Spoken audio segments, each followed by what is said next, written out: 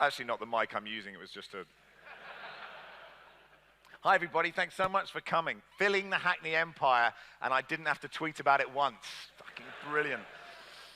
I mean, look, okay, it's not totally full, but like considering the journey that we've been on, very short journey in the 2 years since Jake Humphrey invented the podcast.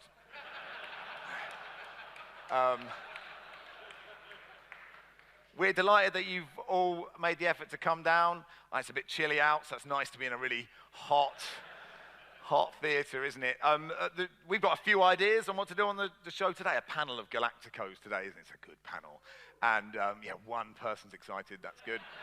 It's a good way of lifting their egos just before they come on. But look, if you have any questions, use the hashtag FWLive. We're happy to do really serious stuff. You know, we can talk about human rights, we can talk about racism, and we can go all the way to talking about Barry's mishaps on public transport.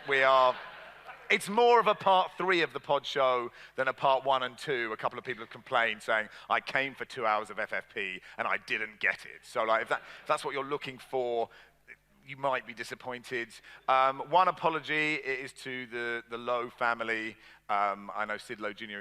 is here, and he has 11, and there are some rude words. That's not our fault, okay? We didn't know, but I hope you have a lovely time anyway. And my job now is to bring on producer Joel. It's exciting for Joel. He doesn't really like the limelight. It's quite a nerve-wracking moment for him. He has to bring the panel on. And so what I like to do is, what you need to do, right? You don't need to do much today. Most of it is just sitting and watching.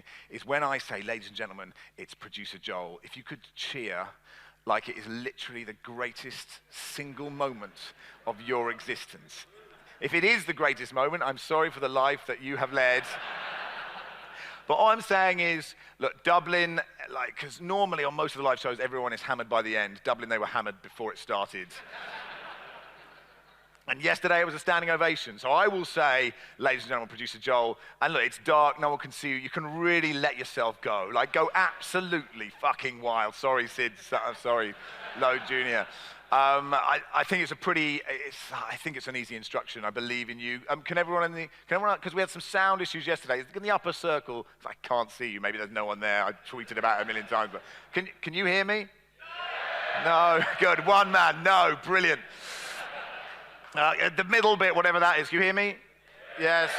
And you can hear me downstairs? No, good. Okay, right. That's good. But I need that like times 5 because this is a big moment for Joel. It's the Hackney Empire. He's never played it before. We did the rehearsal yesterday, but he's never really played it. So I'm going to say, ladies and gentlemen, producer Joel, and then you're going to cheer like it is just a wonderful moment of ecstasy. I want that from everybody. Ladies and gentlemen, producer Joel!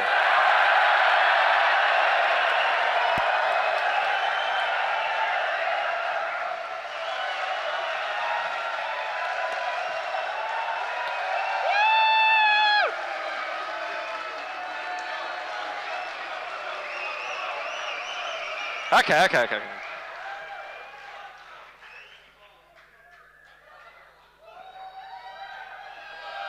you can go again. Hackney, hello. Good evening, ladies and good evening, gentlemen. Thank you so much for coming.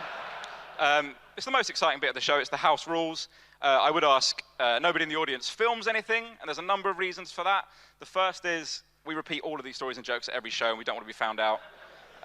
Secondly, you're going to see quite a lot of stuff on the screen and hear it in the room that we wouldn't normally let on the podcast, so stuff that the lawyers would normally advise me to cut out, stuff that I choose to cut out that would otherwise have Barry cancelled. It's all going to happen on stage, which is very exciting. Please do stay in your seats till the very end. There's loads of surprises on the screen, so if we're in our seats, don't leave your seats, because more's to come.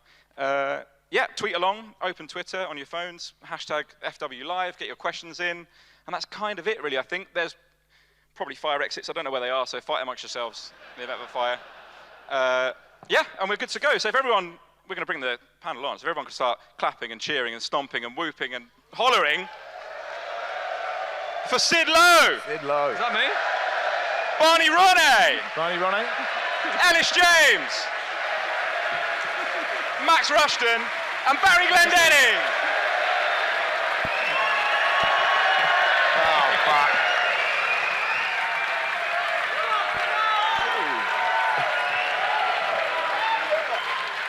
go.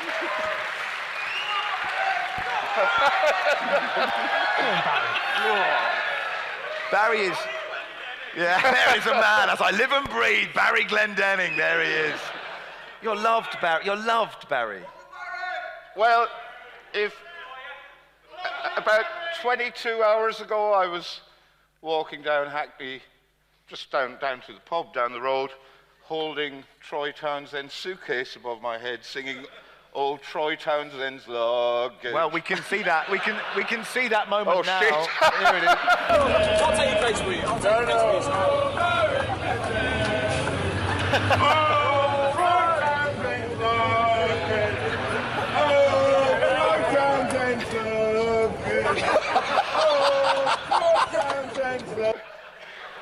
I was not expecting that. Yeah.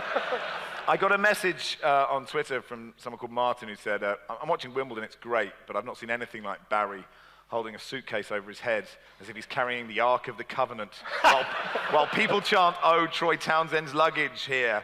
Also last night, we sort of got split up. We were in different pubs, and someone really hung around because they wanted Jonathan Wilson to sign a copy of one of his books. But Wilson wasn't there, so Barry signed the book.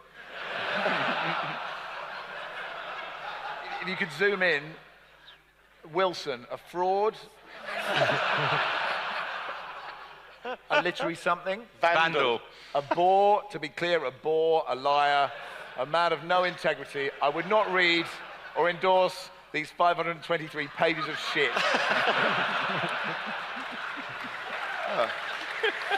I'll tell you something. They should put that on the blurb on the back. It'd be brilliant. I literally have no recollection whatsoever of doing that. So yeah, we feed off the enthusiasm and drunkenness of the audience, so no pressure. Elis, I remember Elis James is here, everybody. Producer Joel is here, everybody. I remember, like, one of the first pods you did saying that Barry was the epitome of the football journalist. Oh, yeah. Pissed. Are just so jaded. That's the thing I like. A job millions would love, and he hates every fucking second of it. Just amazing. I did a gig in Belfast in November, and I knew Barry was loved in Ireland. But I didn't know to that extent. So we had people coming up from the Republic for this gig in Belfast because we weren't doing Dublin. And this bloke went up to me in the pub after, and he went, if I could have a fucking pint with any person in the history of Earth, do you know who I chose? I said, no. And he went, Barry Glendenning. I said, ahead of Jesus Christ. If you could offer me Jesus Christ or Barry, I'd go with Barry every time. I said, ahead of, what, Joan of Arc? And he went, don't take Joan of Arc, it'll be a fucking laugh. Not as much as Barry, no fucking way. And then I said, I know him. And he went, I know you know him. I said, do you want to see his phone number? And he went, yeah. And I showed him Barry's phone number, and he went, oh, wow.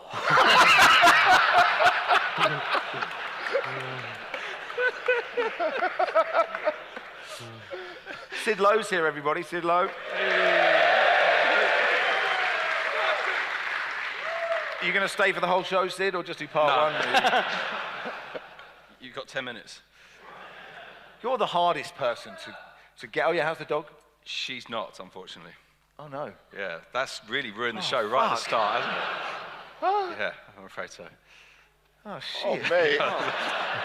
This is like on radio when you say, how's your dad? And they go, oh, he's dead. And you go, oh, fuck, I've ruined this bit. Oh, are you okay? Yeah, I suppose so, yeah. Not really, but yeah. Oh, mate. You fucking ruined the show, man. I didn't. Someone else shouted, how's Estella? I didn't ruin it.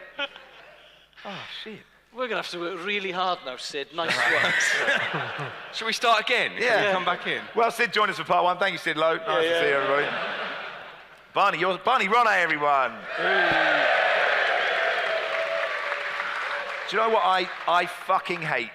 When I've written a column and Barney's is on the next page. Just go, oh, fuck. You're surprised anyone is here, aren't you, Barney? Not so much surprised. Just, it's very interesting. But I do like sitting here in between Barry and Elis. I think I can just kind of sort of giggle occasionally, can I, and say, although I used to come here as a kid. It's amazing to be here at the Hackney Empire. I used to come, I was here when it reopened. I've seen, if you told me then, I'd be sat here on stage as part of a whimsical football podcast, I probably would have said, You'd probably have said, what's a podcast? Yeah. Jake Humphrey isn't going to invent it for another 40 years. Well, amazingly, if you look at the history of the place, like Mary Lloyd, the great music hall star, played here. People like Harold Lloyd and Charlie Chaplin, they all did gigs here, and now we've shown videos of Barry holding luggage, and people seem to like it as much. Greg says, can Max slap a chair while Barry does his best monkey clapping cymbals impression? Both have to do it with enthusiasm. Look, I'm not saying anything. Goose says, has Sid got any ham hanging in the garage? No, none left. No ham left. Oh, mate. God, these are tough questions for Sid. It's like a counselling session at the Hackney Empire. Blimey. It was fun to be on stage in Dublin while everyone was resigning from the cabinet. And people were tweeting. I mean, people in Ireland really did care about what an absolute shitbag Boris Johnson was. We wanted. Do they think they care? Yes, they did. And the football Twitter was fun, wasn't it? Here, there's been another resignation, Chris, but who is it?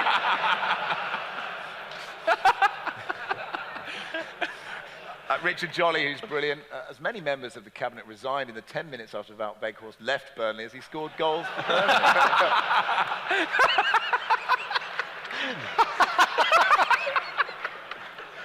This was a good one. Hearing that Paul Gascoigne's just turned up and down the street with a fishing rod, 4 cans of lager and a copy of the Ministerial Code. And then everyone got behind Rishi, ready for Rishi now, aren't they? It's just, you know, yeah, good. Wanker. Rishi Sunak's a wanker. Yeah, sorry, Sid's son. Tyrone Mings found this guy laughing, crying.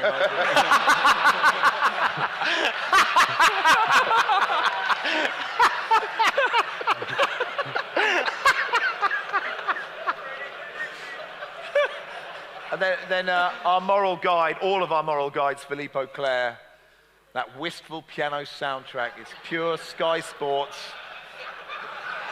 I don't even know what that word is, bullshit mode. That's Rishi for you. Speaking of the government, there was I don't know if you remember, Chelsea had this owner, and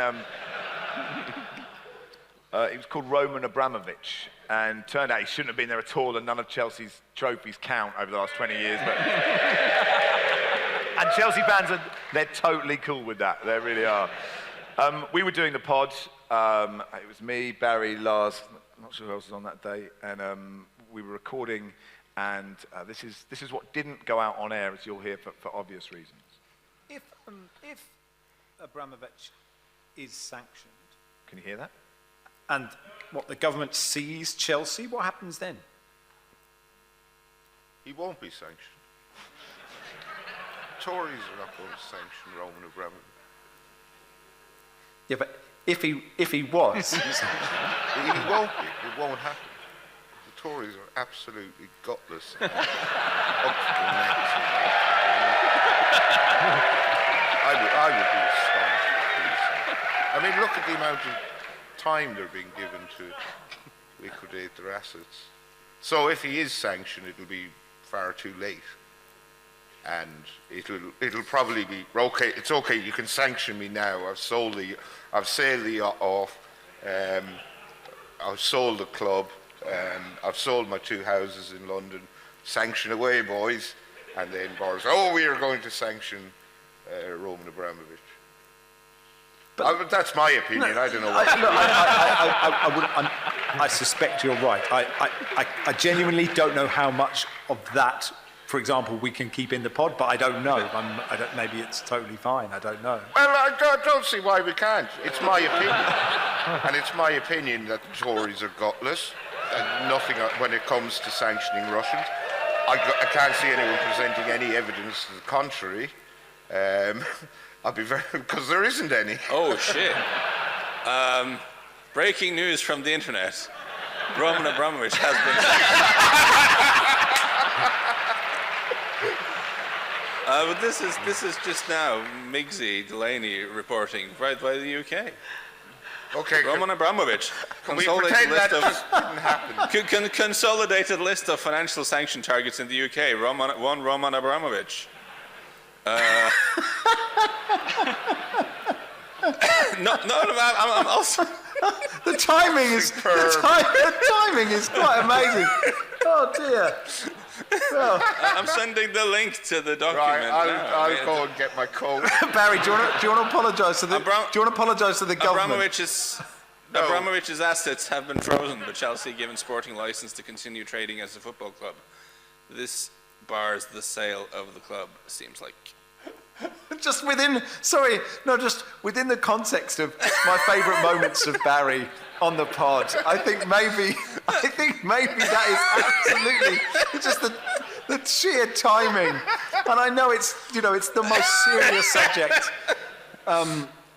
Oh dear, that is really tickling. Can we save that for maybe save that for a live show or something? No, because it makes me look like an absolute cunt.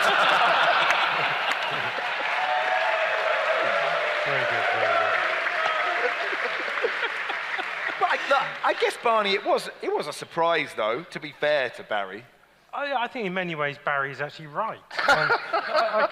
Much as it seems like a strange combination of words just in itself, but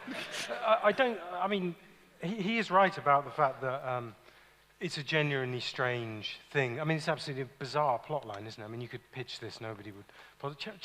Chelsea was seized from Roman Abramovich. Well, not so much seized as forced to be sold, but in many ways, Barry is right. I mean, how much has this really inconvenienced someone who essentially had completed his mission here? Not literally a mission, I'm not saying that. We don't know who's watching the live stream, Barney. Well, yeah, and where will that money end up? I don't know. Does anyone know where it'll end up? But and he did have plenty of time, as Barry pointed out, to make sure affairs were in order. I don't think it was probably that hard for some people to see this coming. But that doesn't take away from the comedy, and it's a golden moment. Sid, we better get your stuff out of the way in part one. Can we talk about the Champions League and Real Madrid? Because it was so completely ridiculous, that run, wasn't it? You can ask Barney, because that City game, all the way through it, Barney's going, it doesn't happen. Of course it happens. It doesn't happen. Of course it happens. It doesn't happen. Of course it happens.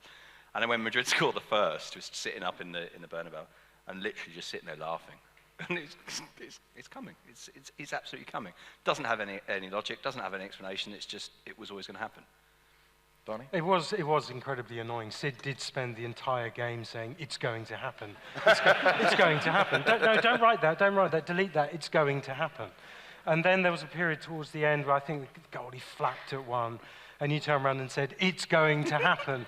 And then an entire row of journalists started feeling extremely uneasy and very hostile, I can tell you, as you made that happen. But you were right, and it did, and it was kind of astonishing. Were they good? They were good for about 20 minutes of that.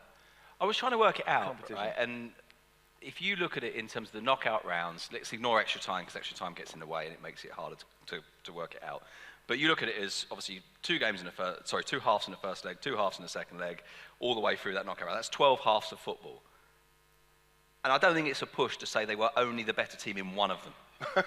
In one of 12, which was the first half at Stamford Bridge. And it's probably the only time you go, yeah, they were better than the other team.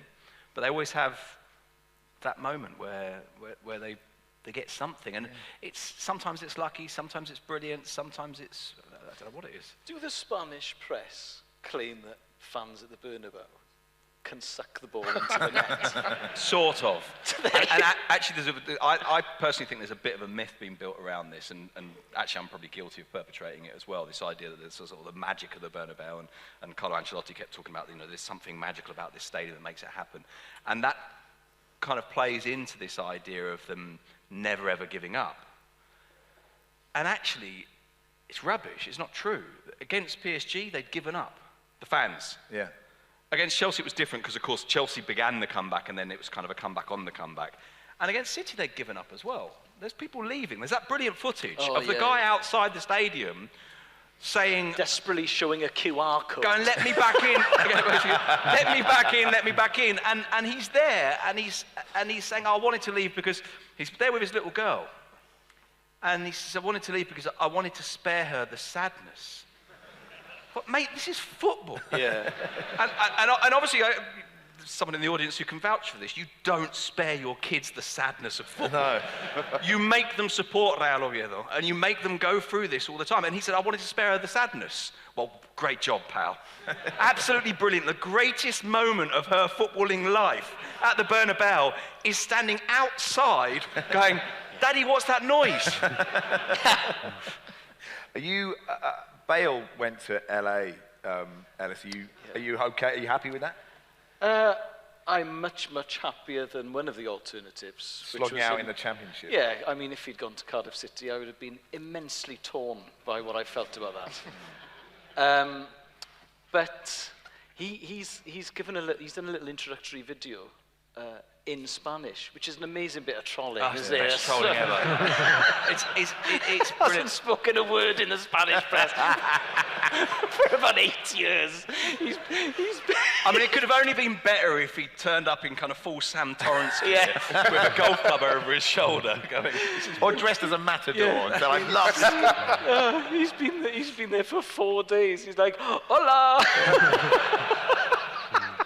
Was it good Spanish? It was all right. I mean, it was, but he can speak. This is actually the part of the thing that people kind of miss the point a little bit on Twitter. Funny that never happens. Never.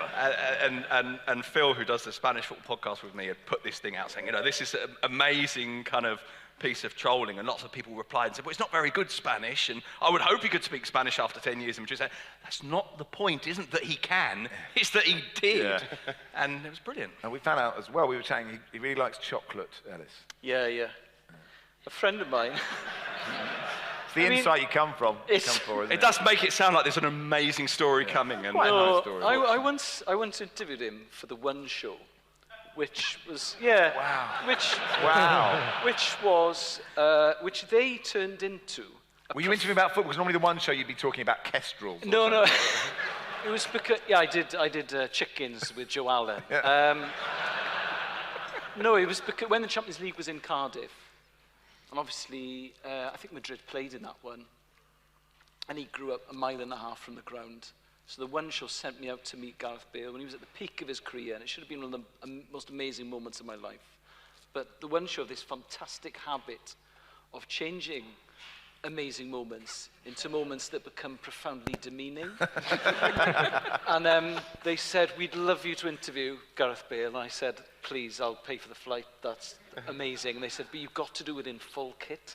Oh, no.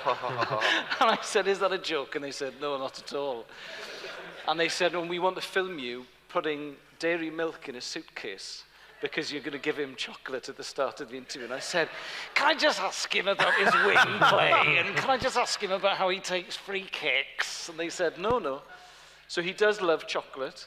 Is it sponsored by dairy? How many questions did you ask him? Every question you gave him a chocolate bar? In fairness, as a fellow kind of exile in Madrid, the possibility of someone turning up with a suitcase full of dairy milk is really attractive. It's just, he didn't know who I was. Were you in full kit? I was in full kit. Did it have your name on the back, or did it have your name on the back or his? Because no wonder Do you know what? As brave as I was, I drew the line at having my name on the shirt. Right? I said I'll wear full kit, but I'm not putting a bloody name on there because I am a man. Yeah. Do you have to wear boots? I had to wear Fuck off. You didn't actually travel in it, did you? No, I didn't travel in it. I wore normal clothes, and then we got. Did you wear normal clothes, headphones, and you just had a little boot bag as you walked? Yeah. and then we got to the hotel, and I had to change into full kit, and I was early, and then he turned up and saw me. And was he in full kit? No, he wasn't. But did he look like he thought you were a massive belly? I tell you, do you know what? I can imagine the look in John Lennon's eyes before Mark Chapman asked him to sign up.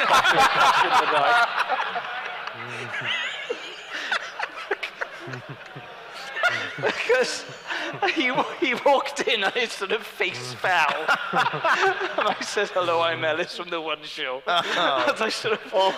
And he said, oh, I thought you were the Make-A-Wish Foundation.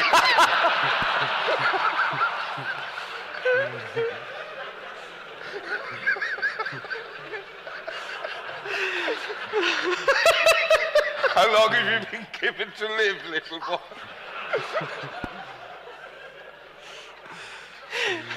And all of we were given longer with him than I expected. So then, once I'd asked the silly questions they wanted me to ask, we moved on to the slightly more serious questions I wanted to ask, which were just completely invalidated by the fact that I had socks pulled up to my knees. Did you wear shin pads?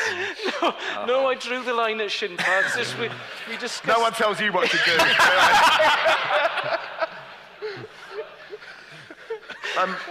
Alex says, what does Barry think about all the grown men in replica football shirts in attendance today? I mean, presumably you're not in full kits, but... I can't really see, sorry. Are you in ACDC? No, I'm not. He makes a good point. Yeah. He does.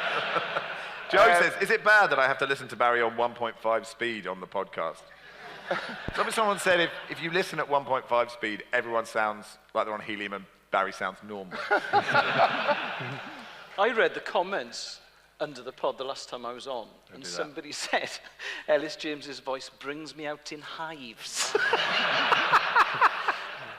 I got hives once, and then my phone made a really beautiful montage about 6 months later with some nice piano music of that day I had hives. We did a text topic on the radio, and someone said their phone with nice piano music sent them a montage of when their house burnt down. Which track did it put over it? Really blinky blonky piano. Let's talk international football, because I know some of the panel really like it. There's a World Cup in Qatar, which is great, isn't it? Go on, Qatar. Let's start, though, with a great moment for Barry and Elis. The last penalty of Euro 2020. Filmed in my house, and you know that Elis is a more polite house guest than Barry. And so Barry's literally filming it, waiting for the disaster. But there's a moment where Elis looks down the barrel of the camera with such polite joy. And it's also worth listening out for Mrs. Rushton taking sort of 10 seconds longer than everyone else to realise what's just happened. On his young shoulders. Get over it. Saka has the score. It's been good though. It's saved by Ronay. And it's Italy who are the champions of Europe. Penalties prove to be the dagger in English. Has Italy won? What was that? Has Italy won? Oh my days. Oh, I'm fucking fine.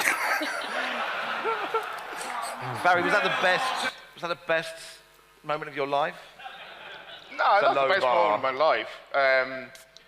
But with Ireland being so bad at the moment, and they're pretty grim, that's all I've got. I'm a small, petty, spiteful man. And You're not small. Elis and I, we left the house, and Elis obviously. Now you say I'm not polite house guest, whatever. I did the washing up backstage. You're like Mark Noble. Today- aren't It was you? amazing. It was the And national yesterday. team. Because there's lots of passive-aggressive notices up about don't leave dirty dishes in the sink. Man. So we were having a curry, and I did washing up both nights. So I am like a little Mark Noble. But A big Mark Noble. Yeah. Spiteful one. where was I going? Yeah, so Elis and I, Elis had given me a lift to Max's house, and we were leaving in the car, and before he turned the key in the ignition, we did have a little hug. And then we drove home, and that day, everyone had been on the piss basically since noon, 8 o'clock kickoff or whatever. We all saw the scenes outside Wembley, the firecracker up the arse man who'd been, horsing back rails of cocaine and loads of cider. And then the streets, it was like someone had pulled a switch, just deserted. It's like it had never happened. But it did happen, and I'm glad it happened. And look, Barry is not a hugger. He's hugged me twice in my life. Once when I was moving to Australia, our last radio show in person, we didn't really think it through. We were going to have 4 Zoom calls a week, that's enough. And one when we walked into TalkSport and didn't have to do a show with Bradley Wiggins. Adam says, perhaps a heavy one, how do we keep following football when it's becoming more and more morally questionable? And Simeon says, morally conflicted whether to watch the Qatar World Cup at all or not. Barney. Well, it's a good question, isn't it? And it's a question you can't answer because there isn't an answer, and you have to pretty much stop doing absolutely everything if you're worried about things being morally conflicted. You get a lot of questions from people on Twitter who are, as we know, are the best people. Well, I suppose you'll be going to Qatar then, won't you? As though that's the end of having any opinion about whether people should be treated well in the world. But I think it is really important that we watch it and cover it and talk about it and treat it as we normally would, because otherwise you're stepping off the stage and you're saying football doesn't belong to me anymore, it belongs to you, wealthy person with lots of gas, and do with it what you will. This wonderful thing that we have all collectively created is now yours. So I think it's a non-argument, and I think people should just repeatedly voice any doubts and concerns they have while enjoying the beauty of the spectacle, because that's why we all love it. And the minute you stop doing it, it belongs to them.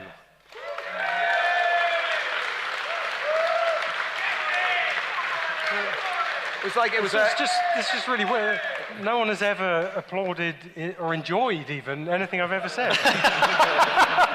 It was a kind of Green Party question time clap. I thought that's what it was. Well done, well done. Yeah. Is anyone else on? Yeah, that sort of thing. Yeah. Ellis, I mean, because for an England fan, we go to World Cups, don't necessarily have a brilliant time, quite a lot. You could sort of go, well, I'll miss this one and do the next one. For Wales fans, it's slightly different, isn't it? Yeah. And for that trumpet. And obviously it's not about us, but it's immensely disappointing that the thing I've wanted so much for 32 years has now become immoral. Everything you've wanted for 32 years is immoral. Ellis, I think that's always been immoral. Exactly. But it's like, having always wanted to go to Alton Towers. And then you turn up and they say, oh, by the way, it's completely unethical going to Alton Towers. You're like... You know, the Saudis have taken over Alton Towers. And there are sort of weaker arguments behind it. For instance, I've seen some Wales fans saying, well, I don't like the regime in Brazil, and they had the World Cup in 2014, people went there. I didn't like the regime in Russia, and people went to 2018. Obviously, why is Qatar any different? I think it is slightly different. Pathetically, and this is pathetic, I was really, really uncomfortable with it being in Qatar. So to minimize my endorsement of the regime, I'm only going for 2 days. and 6 of us are sharing a room. So, I'm going for the America game, because, which is the first game of the group stages with us. And if, Germany in 2024, the Euros, is the one I'm really looking forward to, but I doubt Gareth will still be with us. Well, I mean, he'll be alive, but I mean...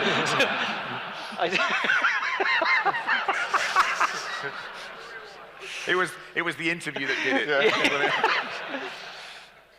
it. But also, I think the people who said that about football is... Matt Lucas, for instance, has the rainbow captain's armband Harry Kane wore in the final framed in his house. Because as a gay man, that was a profoundly moving moment for him. And when you look at the stuff that Marcus Rashford has done, for instance, football still has an amazing power to work for good. And also, that was you, That wasn't good enough, if I'm perfectly honest. I think football still has an amazing power to do things for good. And also, if you look at... Thank you.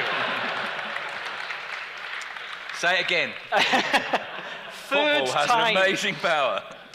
But yeah, of course, it shouldn't be held there. And it's a circle I found very difficult to square.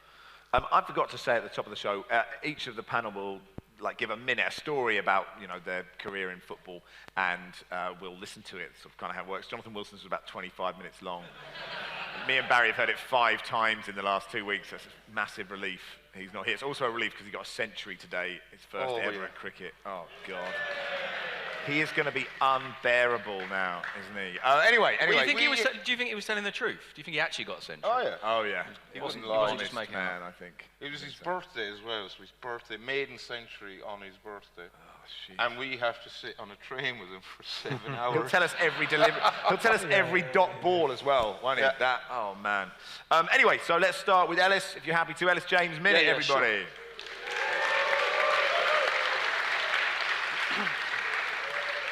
Right, if you can picture the scene, it's September 2015. Wales are on a good run under Chris Coleman, and we are playing Cyprus out in Nicosia in a qualifier for Euro 2016. Yeah! And we're on a good run under Coleman, and England aren't doing particularly well under Roy Hodgson, even though they're being managed by an owl. Who'd have thought that? And because we were doing well, I was in a bar, it was the day of the game, and the bar had Wi-Fi, so I checked my Twitter, and I got the following message up from an editor at the Today programme for Radio 4. So there you go. So Wales had leapfrogged England in the rankings, and he asked me, I was in the bar, I just checked my phone because the bar had Wi-Fi, and I replied with this. Now... I thought you were going to reply with, will I have to wear full kit? No, I didn't think any more of it, and then that was that. Now, a comedian friend of mine saw this, and he doesn't like sport, and he screen grabbed it, the conversation. He said, if all sport was like this, I would be the biggest football fan in the world, right? Now, he tweeted that. It wasn't Bubs, actually, but he tweeted it. It went quite well. It got about 1,000 retweets, at which point James Corden saw it. Now, James Corden has almost 11 million followers. Wanker! So James Corden's got almost 11 million followers. And it went absolutely... So he retweeted it. It went absolutely mental. Now, I was on the piss in Cyprus. I was doing what I said I was going to do, okay? And because I'm tight, and I hadn't paid for data roaming, I wasn't checking my phone. So I hadn't realised that this whole thing had blown up. Now, it got to a sort of like 15,000 retweets or something daft. At which point, the Western Mail, the national newspaper in Wales, thought, there's a story in this. Because they're usually just waiting for Tom Jones or Shirley Bassey to die. Sitting at the typewriter, the orbit ready to go. So they thought there's actually a story in this. So they ran it as a piece. Now, I didn't know, because I was getting shit-faced. I had no idea. So that went viral, the Western Mail piece, at which point the Independent decided to run it, because it's a really serious newspaper, the Independent. And then the American press got hold of it, and the Australian press got hold of it. So I'm at the game. Now, Wales win 1-0, full steam ahead for qualification for the Euros. I go out, I get as drunk as I can. Still, yeah. Way! So I have 2 beers, and I've got absolutely no idea any of this is happening. Now, I got on a flight the next morning, and we landed at Stansted, and I checked my phone. My phone just went into fucking meltdown. I think I had like 2,500 notifications or something. And because of the way Twitter works, it was going from the top down to the bottom. Now, because it had become a press story in Australia, I just had loads of tweets from people in Sydney saying, next time you're down under, I'll buy a fucking drink, you bloody ripper! That's exactly what Australia is like. I was like, why are a load of Australians offering to buy me a drink? But it had become a news story on a big American sports website. And they dealt with it in a completely different way, right? So the comments under that paper, and under that article, I remember one comment, it said, he's nothing but a Western European binge drinker.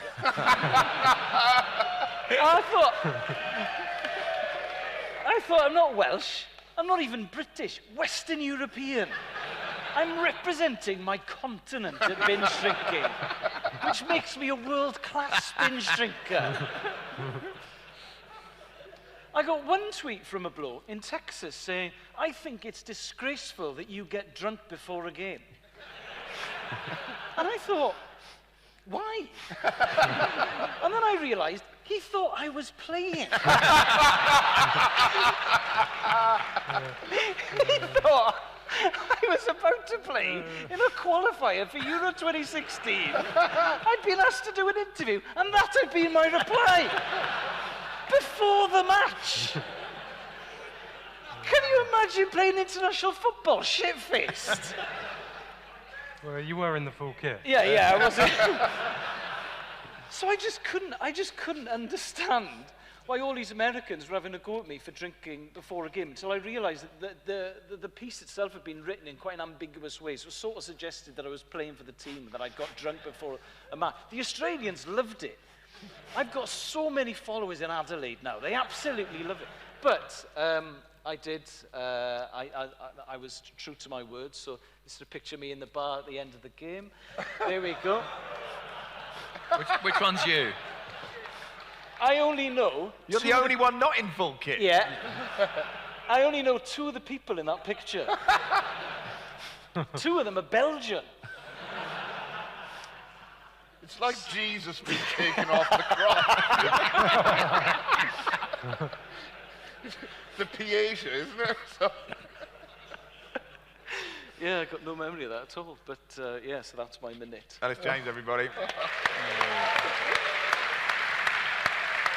All right, it's time for half-time. There is a half-time show. It is quite mesmerising, but you can dip in and out. So I recommend you go to the bar, go to the toilet. I think the socially distanced sports bar drank the Hackney Empire dry, so that is a challenge for you. We'll be back in 20 minutes, everybody. I think there's an updated sort of trope, isn't there? The socks down, maverick attacking midfield. Yeah, but Smith Rowe has a dishevelled nature that gives him the air of Claridge that Grealish doesn't have. Grealish is too... He is a bit... That's right, he's not exactly styled in the way Grealish... Steve Claridge, I remember once I sat down with him, I was at ITV, and for some reason he was there to sort of see someone or something. He was a little bit nervous, and he was wearing a suit, and we were both sitting in this waiting area, and there was this huge bowl of fruit, and he ate the whole bowl of fruit. He ate everything in it. I came back, and it was one of those... No one eats that. It's like wax fruit. No, you're not going to touch it. Steve Claridge ate the whole bowl. Can you tell me, we're talking like 7 Granny Smiths. It was like a bunch of bananas. It was all kinds of different fruit, like nice, but like no one actually eats the bowl of fruit. He ate everything. And actually, I later read his book and discovered that he comes from a family of fruit farmers, and actually he used to sell strawberries to the queue at Wimbledon. He's actually obsessed with fruit, so he would have seen, like, he would have looked at that like a predator. You know, that's mine. What are we actually talking quantity-wise? A whole bunch of bananas? Yeah, everything was gone, and they were just not wrappers, whatever you call it, peel. And I like the idea that you just looked away once and then you looked back. And he hadn't moved, it had just gone. Wow. Extraordinary.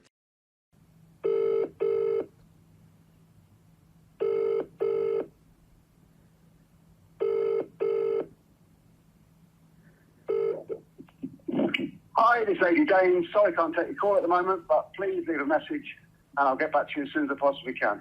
Thanks so much. When you finish recording, please hang up or press the hash key for more options. Hi, AD. It's Joel here. I'm the producer on the Guardian's Football Weekly podcast. I'm just ringing about a live show we've got coming up and something we'd potentially like to do with Steve Claridge that wouldn't take too much of his time in the next week or so. Cheers. Okay.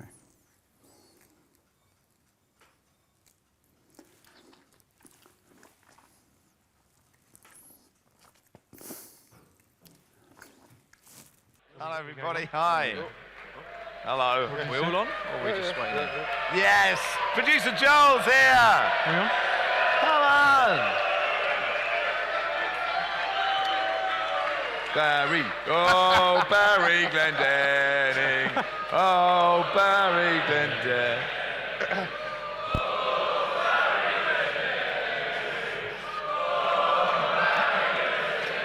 Oh, 3 Please stop. Stop, please stop. Please, no. Before we, just in case you did want to, and thank you to everyone who's watching around the world on the live streams, by the way. I know we played that Steve Claridge. Boo all the other people on Earth. Hate people, they couldn't be bothered to come here. They were in Milwaukee, but they couldn't be fucking bothered to come to Hackney. How much do you want it? Yeah. Yeah, they don't want it, do they? All day.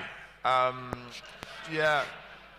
One of them sent a great tweet saying, I watched the last live stream when you made us watch 15 minutes of Steve Claridge. It was James said, I paid for the last live stream. My girlfriend walked in to see Steve Claridge eating an entire bowl of fruit. She's just got back from work, and it's the same video again. She questions what I'm paying for, and me saying a football podcast while a man eats fruit doesn't add up. So, sorry, James. Just let him know you have a fruit fetish. It's fine. If you do want to book Steve, yes, thank you. I caught it the first time. Yes. If you do want to book, I know you do.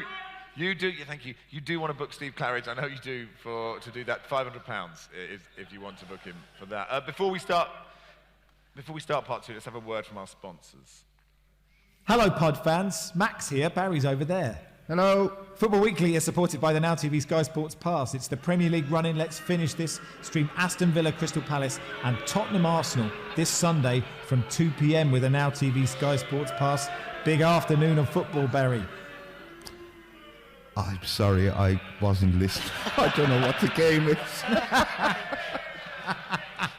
With an Now TV Sky Sports Pass from $9.99, you only pay for the games that matter to you. Hopefully, you'll know which ones they are. Search Now TV Sports. What's wrong with Now TV? We've played that every single... No one... The first night in Hackney, everyone was fine with Now TV. What's happened to Saturday night? Suddenly, what's happened to... Have they done something? Have they been taken over by the Saudis this morning? Is that what happened? We've got another... We've only got this from Barry. Barry's audio from this advert. What's the advert for? Oh, Jesus Christ. That's worse than having to be enthusiastic about football. What was the advert for? I think it was for Club Wembley. Oh, so it wasn't actually for Jesus Christ. But we thank, just in case our clients are watching in Milwaukee, we love you very much. Thanks for funding the podcast. I love Club Wembley and I love Formula One. Yeah, really good. Yeah. Barney, in the green room, you were telling us about the World Cup final in 2014.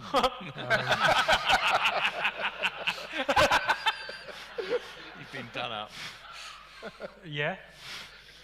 Can you tell us that story? It's a great story. Well, it wasn't really a story. It is. I just remarked, just because the subject came up, that I fell asleep during the World Cup final there. I gave you a covering for the paper. Yeah, as we moved into honestly, it was so long. The World Cup had been very, very long. But it was a refreshing sleep. And the score would say, did you just turn to Henry Winter and say, what happened in the last 10 minutes? Henry, old boy, fill us in, yeah. He woke up and the stadium was empty. Those lads are sweeping the stand. That to guess the score. Patrick says, I came from further west than Milwaukee to be at the live show in person, so that proverbial person can indeed eat shit. Right. Should we talk about football? I mean, I don't know if anybody wants to, but boo, hate football.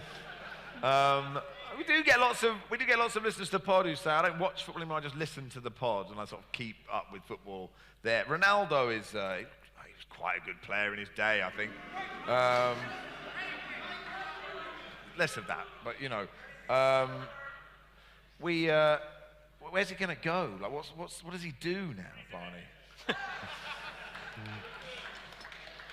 Well, I mean, it's an interesting situation. I mean, he's going to leave Man United, and what you have to understand about him is that he's now just this kind of this kind of floating. I wrote a column about it today. I can just regurgitate what I said there. Please do. He's like a royal household, kind of circulating around, setting down on your estate and totally decimating it. He's kind of too hot to keep, too hot to hold on, and he's just a money-making machine in ways that really don't have anything to do with football. Every Instagram post is worth $2 million, which is, if you think about it, is just extraordinary. I mean, that's a third of the Women's Super League TV deal, just in one Instagram post. So they are good posts, though. Oh, yeah. Yeah, I don't understand who's paying that money and why, but people are. And so he's just sort of circling around, absolutely monetizing himself. And because the sport is increasingly a kind of celebrity entertainment, there are places that want to house him, like Manchester United, where if you sign Ronaldo, there's an instant spike in your share price and you get to take an £18 million dividend a couple of weeks later, which is what happened after he signed for them. So you have to be very careful about people like that. It's not his fault. I think he's he's just an incredible athlete, he's an incredible thing, and in his prime he was this incredibly sort of beautiful player, but he's become, he's a very beautiful man. He's become something which is bad for football because they'll never stop these people, and he is just this financial thing circling the globe, stealing your chickens and eating them. Do you reckon he'd go to League One, though? Be a proper target man in League One. Just hold it up, flick it on, run the channels. But that is what used to happen. Sport used to tell you when it was time to go. And, he's so incredibly good at one thing now, but he will ruin your team. But that doesn't really matter because the people who are in charge of football are interested in money, and he is money.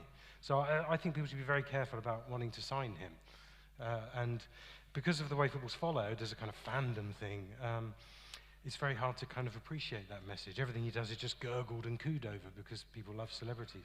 Sid, you watched Ronaldo at his peak. Also at that time, Lionel Messi was playing. Did you ever wonder... Are you going to ask a really fascinating question? Did you ever fascinating and original. And I mean, who would you put above the other? Yeah, did you ever wonder who was better? No, I genuinely didn't ever wonder. Because I knew, but it's not very interesting. No. It's obviously Messi, right? I mean, it just obviously is Lionel Messi. It's not even a... And I like that he cares less. Yeah. So Ronaldo is desperate to be the best, and Messi is the best. And he just sort of shrugs his shoulders and goes, yeah. Should we do Sid Lowe's Minute, ladies and gentlemen? It's time for Sid Lowe's Minute.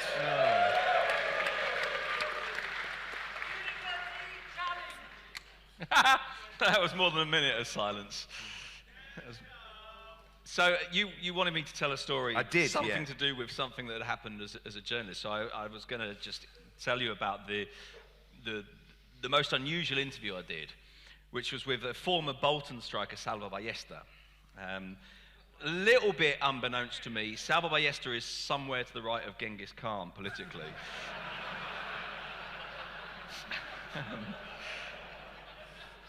But, anyway, he's also, which is partly related to that political position, absolutely fascinated by aviation. His grandfather was a fighter pilot during the Spanish Civil War. And that's the side you never hear about it.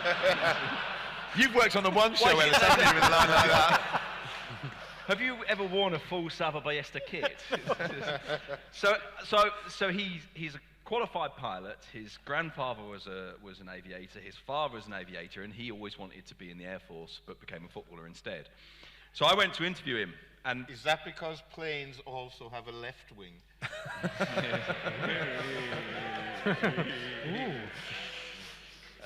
I thought I was really good, Barry. I didn't deserve it.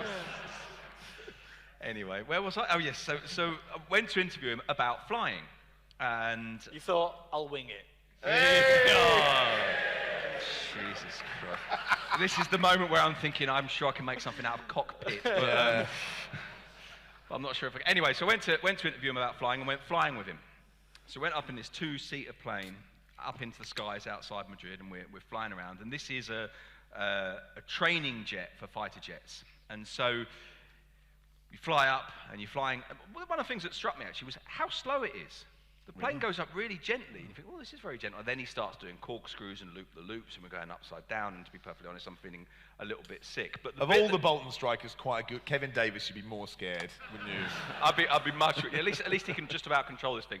But the bit that did it, apart from the one moment in which I misheard him because we had these headsets on, not massively different from these, where you could talk to each other. So I'm sitting behind him, because we were talking about a two-seater plane. He's there flying the thing.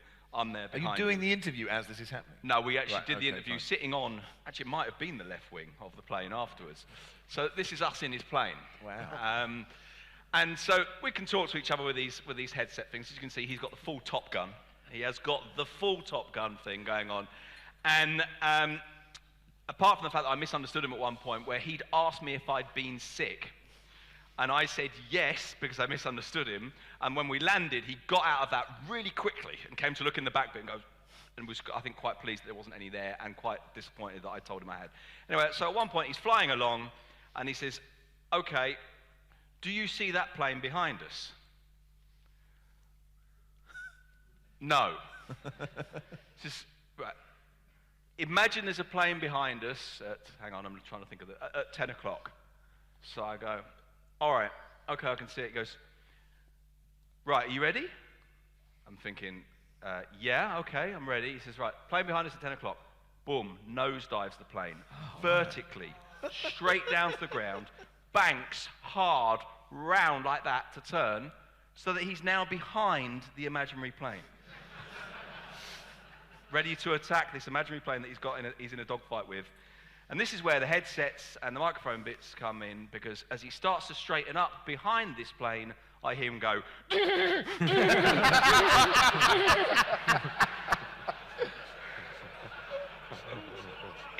It was quite disconcerting.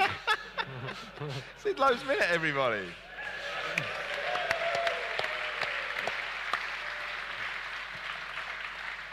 Barry. Yeah. You like Newcastle fans, don't you? Yeah, I like some of them. Who are your the friends that you make on social media? Who are the fans that? Barry has a happy hour, doesn't he, on social media? Hours. Who's your favourite set of fans? Would you say? Yeah. Ethan Pinnock. I mean, yeah, well, what a goal that was. Ethan Pinnock, player of the season. Yeah, I did notice actually a Newcastle fan, one of the few I haven't blocked or muted. Today he was showing off that controversial Newcastle third kit that looks like an homage to Saudi Arabia, and he had Stavely 1 on the back. No. A Stavely 1. And I thought, well, it's good to see that the sports washing exercise isn't working. But yeah, I get why they're all defensive, and fans of any other club would be the same. It's not all Newcastle fans, but it is a surprisingly large number, I suppose. Somebody did ask, I've lost their name, said, look, if the Saudis took over Sunderland, would you walk away? Yeah, but I didn't grow up in Sunderland. I'm not, I've no emotional connection to the club. I rarely go to see them play, so it's not comparing like with like. If for some reason they were able to, if they started sponsoring the Offaly hurling team, very likely, isn't it? It's unlikely. Newcastle, Live Golf, Offaly hurling. Yeah. Well, then yeah, I would definitely wouldn't want anything to do with them until the association ended. How long until Newcastle are really good, Barney? Well, it could happen very quickly. I mean, football's an incredibly simple game now. Spend a bit of money and win.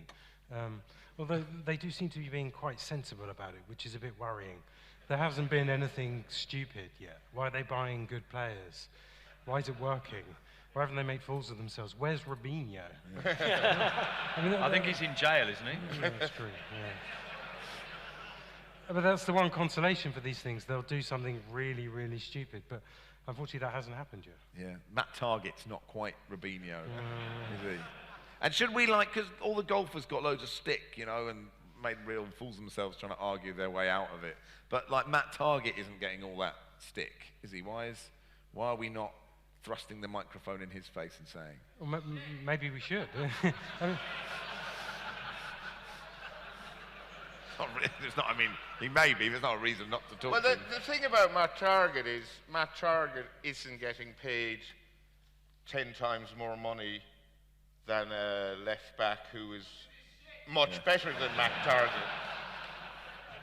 But yeah, they probably should get a bit of stick, but footballers seem to get a pass. It's the managers and the owners who get the stick. It's also not quite the same as the golf thing in terms of footballers' decision making, because they're still going to a club that is still playing in Newcastle, that still has a history. It's not, let's create something in Saudi Arabia with all the money going directly to us, where you're very aware that what you're doing is breaking from something. This is still going to Newcastle. And Max, you're going to end up with no one to play for as well. I mean, there is no, where's the clean team? Who are they? It's not really footballers' fault at all. It's to do with governance, and we've put them in this position where it's just anyone can buy a club. And the sports minister will stand up and say it's owned by a fund, literally in Parliament claiming it's owned by a fund. It's really not Matt Targett's problem to solve that. What is Matt Targett's problem? He's got a lot on, hasn't he, now this season, Matt Targett, Mark? His problem's like, cut in, Matt, cut in, come in 5 yards. That's Matt Targett's problem. Not... I just love the fact that there's a footballer called Matt Targett. I just think it's completely But brilliant. there's someone at the back or up there who seems to have really strong opinions about... Yeah. I don't know how you can feel that strongly about Matt Targett. Is it Jamal Lascelles? Jamal?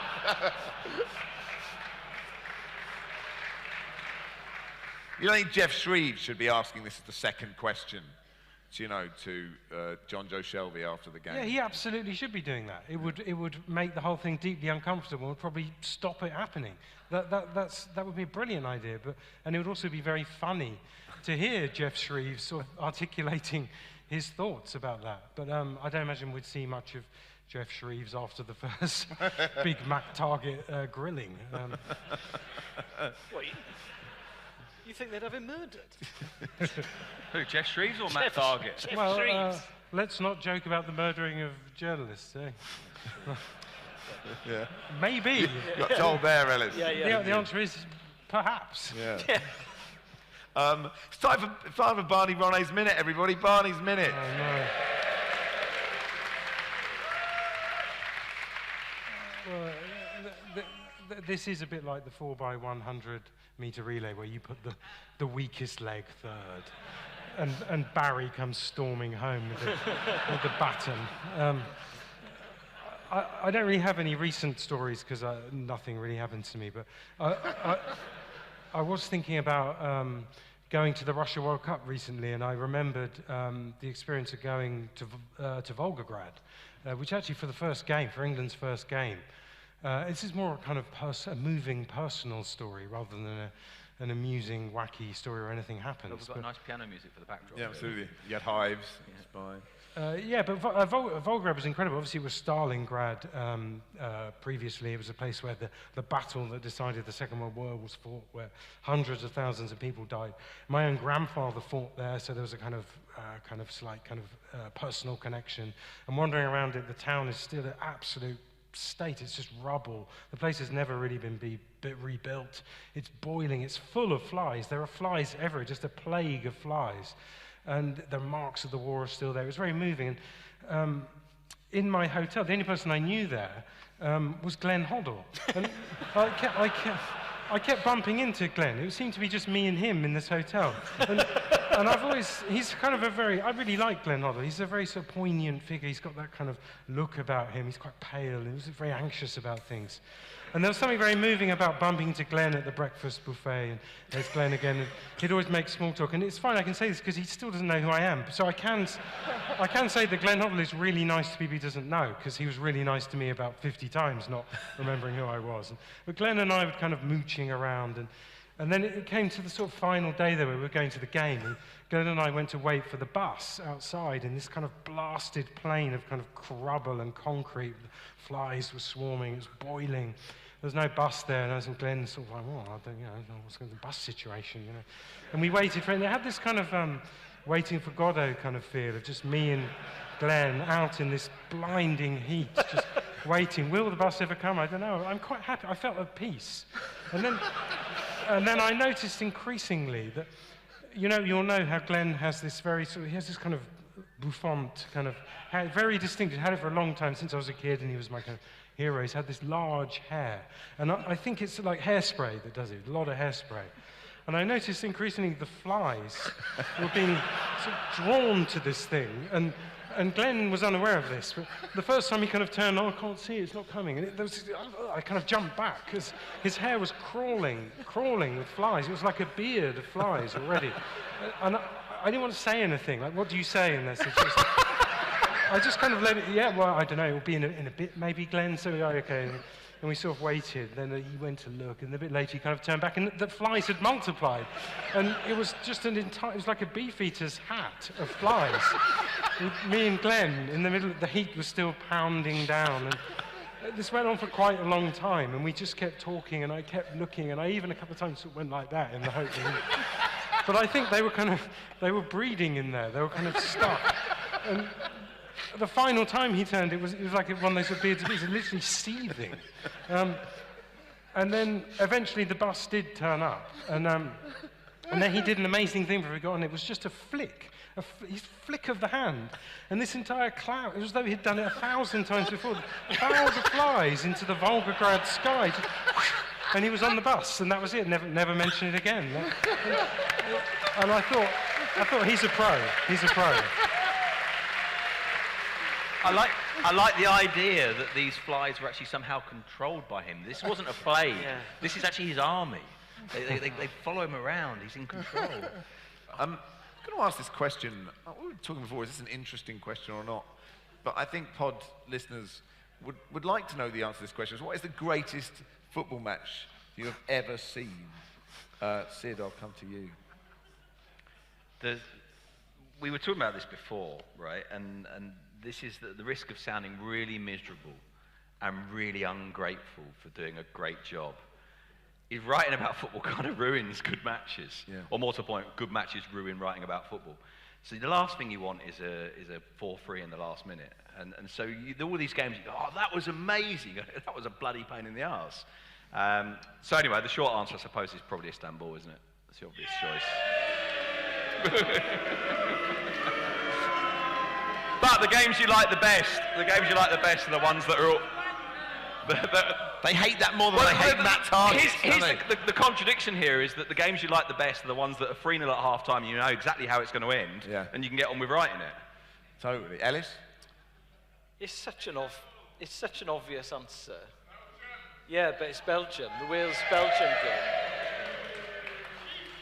Oh, thank you. Oh, come on. This is The Guardian, for goodness sake. Yeah. Report it. Text that number. Get him out. So it was an extraordinary game, but everyone knows the story of the game. But I was in the front row, right behind the goal, so I was on telly. In full kit? No. Embarrassingly, it was very warm that day. During the anthem, I've been working for the BBC, so I hadn't eaten anything all day. So I was singing the anthem. Is that what you do at the BBC? Is that a thing? I was singing the anthem like this, shirtless, with a big foot-long hot dog in one hand. Do you know what? I'd had a pint. So what happened, obviously, because I was on the telly, I then got about 150 text messages. And then I checked my phone, because my phone was going mad. And then the camera came back to me, and I was just on my phone. So it looked like I didn't care, and like I'd been given a sort of comp ticket. And then I got another 150 text messages saying, get off your fucking phone, you're on the telly. And that game, as you can imagine, gets repeated on Welsh telly quite a lot.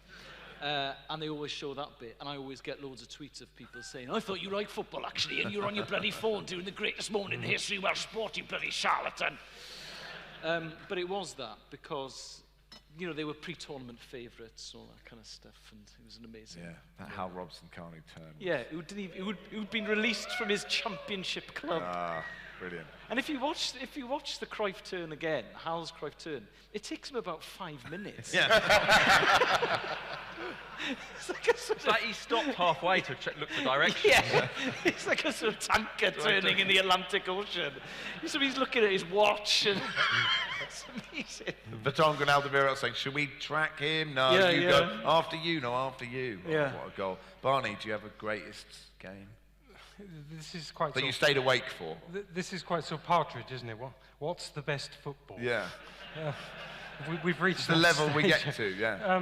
Well, I mean, obviously, I agree with Sid. I mean, probably the best game is an England against Macedonia qualifier where it was 2-0 after 10 minutes, Rooney 2, and that was it. But I don't know. I suppose I quite like games where things go wrong, and it's weird.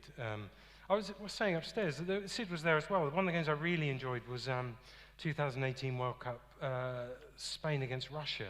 The game where Spain just passed the ball endlessly for 120 minutes. And I just remember being really hungover at the game, just rolling, laughing hysterically at times, thinking this is just going to go to penalties and you're going to lose. And it's going to be really funny. And that was a good game. I also quite like...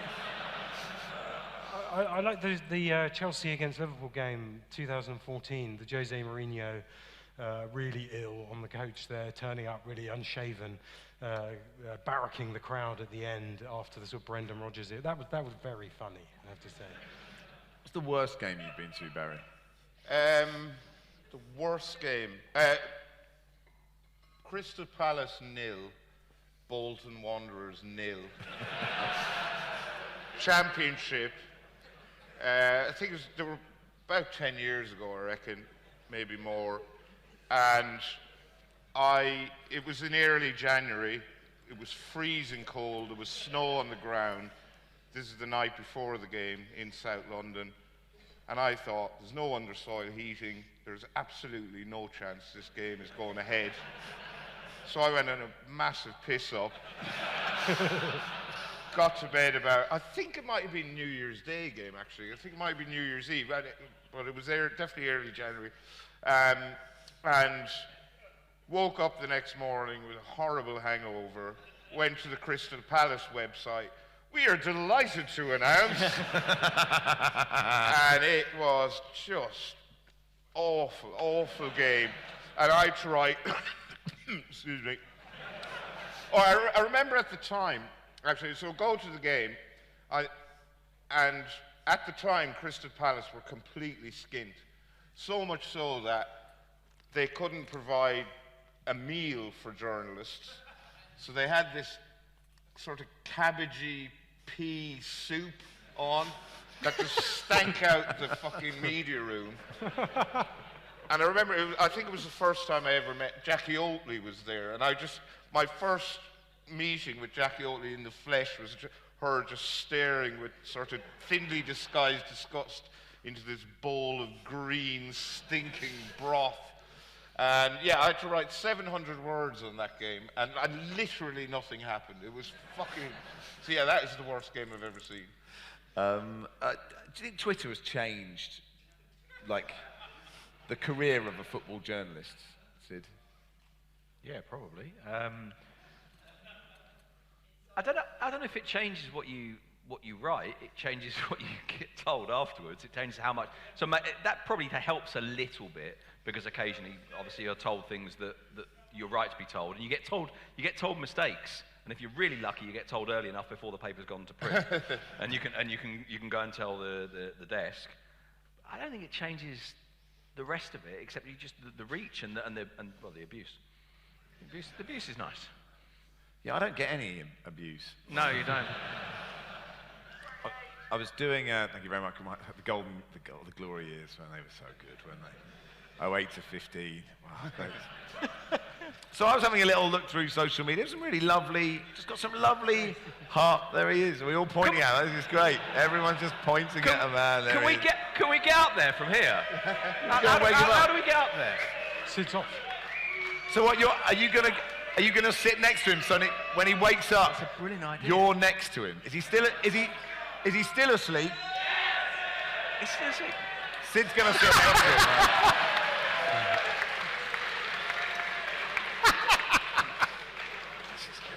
Meanwhile, while Sid sits next to the sleeping man, turn the lights off. That's a great idea. Or we could all leave, and that would fucking be weird, wouldn't it?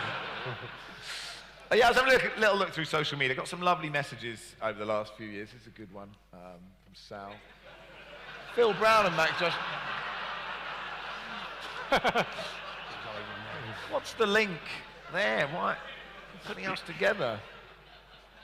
Proper to here we go. Johnny, Max Rushton on TalkSport is exactly where we are as a nation. Attitude and ignorance, middle class, privileged, left wing, racist individual has no idea what life has been or will be. Cunts like that are the problem. Sorry, Sid's son. Walls come tumbling down. Arsehole. God save the Queen. It's all right, mate.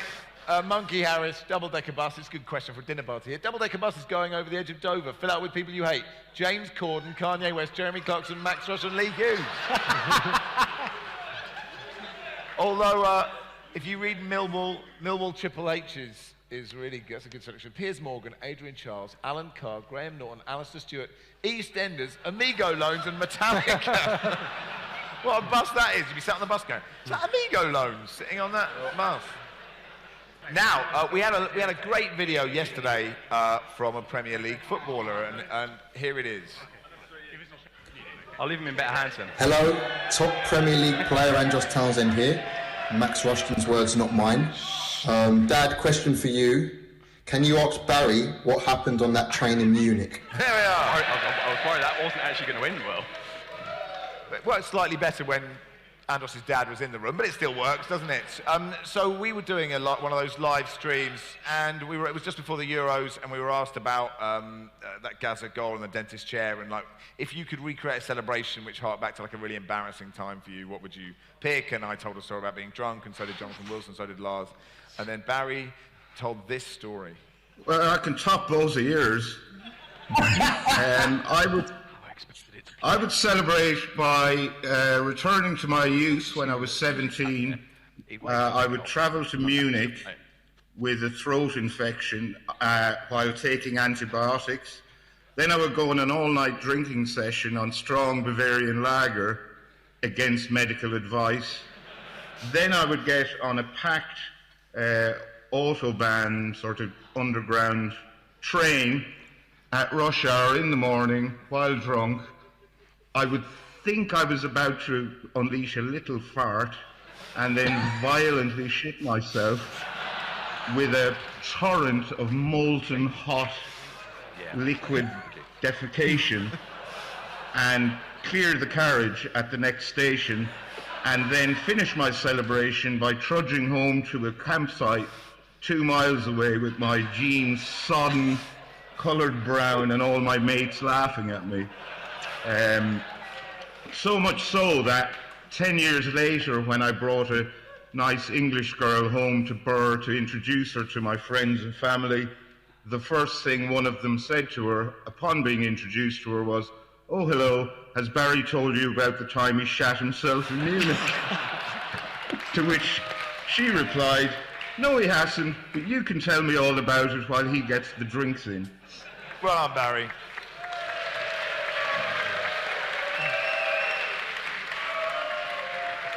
We did get this tweet that I think sums it up perfectly. "I wish I had the confidence of this man. Has told the world a tale about shitting himself into his shoes, and he sat there cool as a cucumber." But actually, Barry, you because we've got merch out.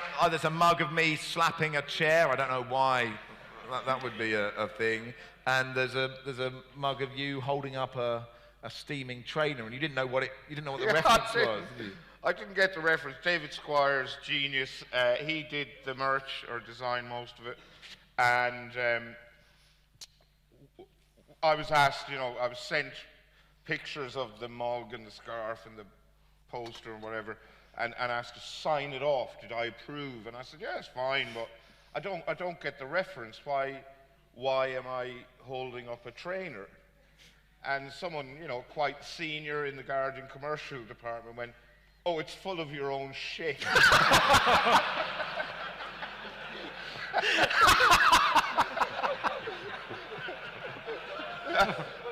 And I said, I'm not sure I want this to be my legacy, but, you know, there you go. It's just science. Shit happens. Doesn't it? Oh, okay. Them's the breaks. That's nice. Oh, look at this. You put them here. This is good, isn't it? Right. So, yeah, here we go. Oasis. Okay, I'm thinking about that. I'm only going to play my own songs because I think this is. Someone said play the hits. We talked about social media and some of the nasty things people say. I thought I'd, reflect on some of the nice messages that you sometimes get on social media. And here's a song that I wrote. You may have seen it on social media. It's one of my 2 hits. So if you know the words, please sing along. Why not?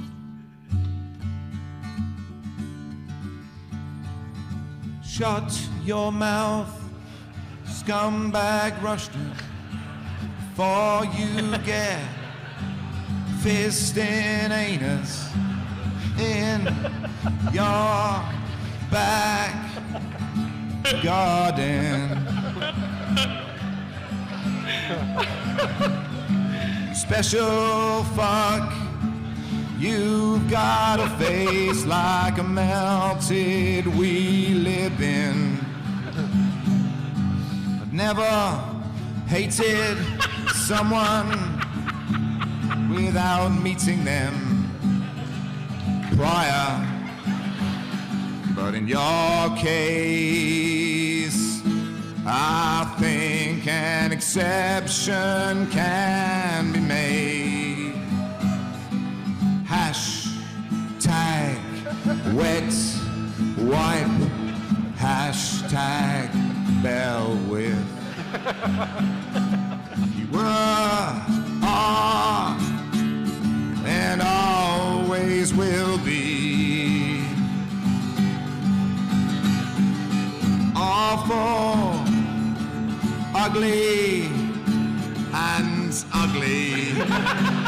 Look in the mirror, runts. Like to welly you with a polo mallet. You absolute cunts. Lovejoy, you really are a fame-hungry celeb wannabe bellend. I bet you don't eat value beans. You smug twat.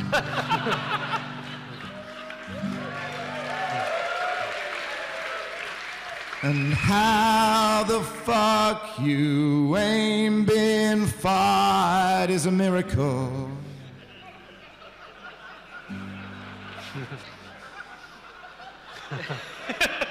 You complete dry lunch bellend.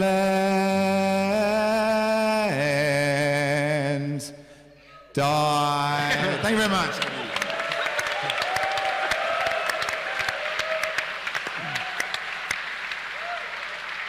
So tomorrow when I get home, have to deal with this. Yes. Listen, it's good to learn the words in a sort of comfortable environment, I would say, to Sid Jr. Was that okay, Sid? Should I run that by you? Is that okay? It's happened now. Yeah. What are you going to do? Look, that's a bit of a downbeat song. We thought we'd end on an upbeat song. When the pandemic started, and it is really gratifying when we get messages from people saying, look, you really helped us through lockdown and stuff. We don't really believe it, but we also really believe it. And so we read out those emails when we say we don't want to appear self-indulgent, but we still read out the emails, so we are self-indulgent. But like, obviously we went from being in the room together to being on Zoom, and kind of worked out really well if you wanted to emigrate to Australia. But obviously, like the Zoom opens, and like sometimes, Barney's complaining about the Wi-Fi or something sideways on his phone, or just says, do I have to do this? Nobody cares. I don't want to do this. Or, Lars's internet is crap or whatever. And then Barry's just normally there with everyone's favourite breakfast, a cigarette and a Yakult. And,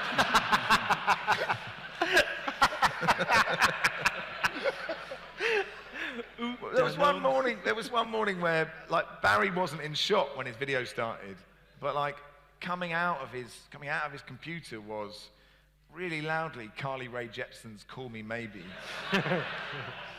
It wasn't the song I expected Barry to be listening to get to the real hype mode that he's in on the pod 3 times a week. But that's what he was in. That's the song he listens to. And some of you may have seen this on the live stream. I'm conscious of that man who saw just his girlfriend saw him watch Steve Claridge eat fruit is now going to see that video of Carly Rae Jepsen again. But anyway, for those that haven't seen it, it's a much more upbeat way to finish the show. It's Barry Glendenning's homage to Carly Rae Jepsen. Fuck this, lad. It's too grim.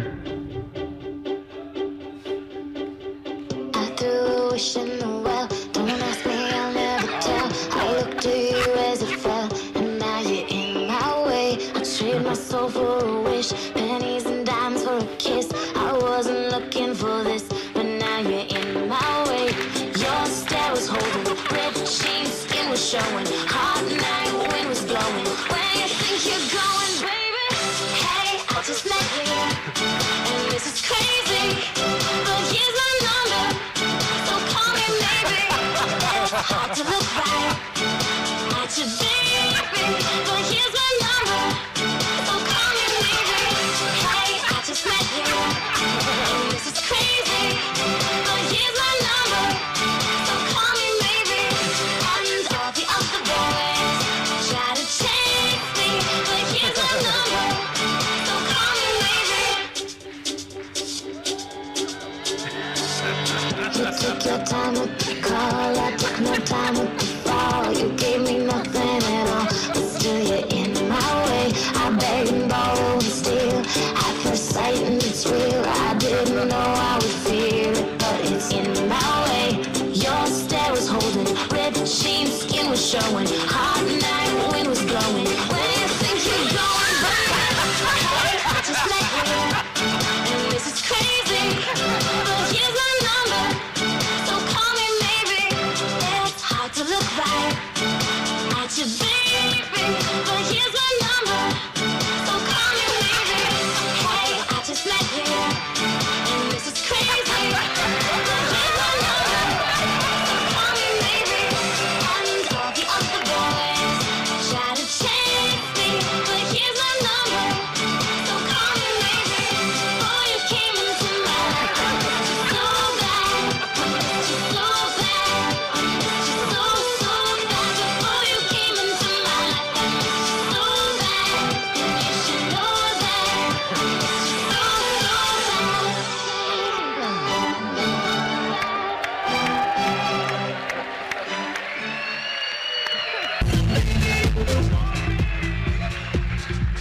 We're not totally finished, but I just want to say thank you so much for downloading, listening to the podcast. We really appreciate everyone who listens. We hope we get the balance right between the serious stuff and the nonsense. Obviously tonight was probably more nonsense, arguably. I hope that man is awake and alive. But in the meantime, thank you to Mr. Sid Lowe, everybody. To Elis James.